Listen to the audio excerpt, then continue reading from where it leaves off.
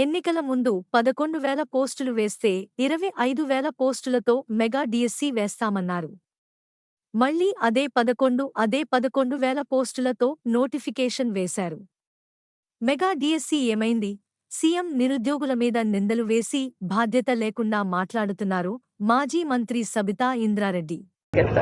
ఎన్నికల కన్నా ముందు 11,000 పోస్టులు ఇచ్చినప్పుడు 11,000 పోస్టులలో 6,000 పోస్టులు పీఈటీ పోస్టులు ఉండే. 11,000 పోస్టులు ఇచ్చినప్పుడు ఎలక్షన్స్ కన్నా ముందు కాంగ్రెస్ పార్టీకి సంబంధించిన పెద్దలందరూ ఏం మాట్లాడారు? 25,000 పోస్టులను మెగా డిఎస్సి వేస్తాము, ఏదో టీఆర్ఎస్ పార్టీ బీఆర్ఎస్ పార్టీ వేయట్లేదు అనేది ఆ రోజు మా మీద నెపం నెట్టేయడం జరిగింది.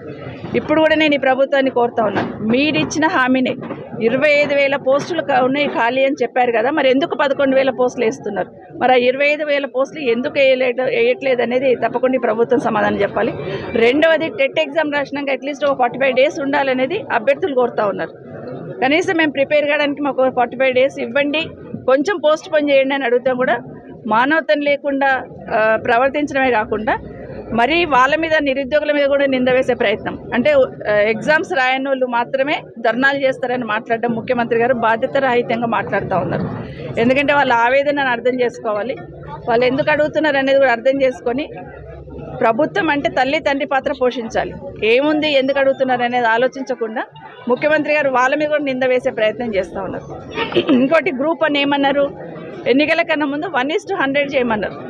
అవి కూడా మీరు మర్చిపోయి ఈరోజు కోచింగ్ సెంటర్ల మీద నెపం నెట్టేసే ప్రయత్నం చేస్తున్నారు. అంటే బాధ్యత నుండి తప్పించుకోవడమో లేకపోతే బాధ్యత రహితంగా మాట్లాడడమో కరెక్ట్ కాదు. ఇప్పటికైనా నిరుద్యోగుల కోరికను మన్నించి నిరుద్యోగ యువకులందరూ కూడా, యంగ్స్టర్స్ అందరూ కూడా మొన్న ఎన్నికల్లో కేసీఆర్ గారు ఏదో నష్టం చేస్తున్నాడనే ఆలోచనతో మొన్న వ్యతిరేకంగా పనిచేస్తున్నారు. కానీ వాస్తవాలు ఇప్పుడు అర్థమవుతుంది మీకు, ఏ విధంగా తప్పుదారి పట్టించారు ఎన్నికల కన్నా ముందు.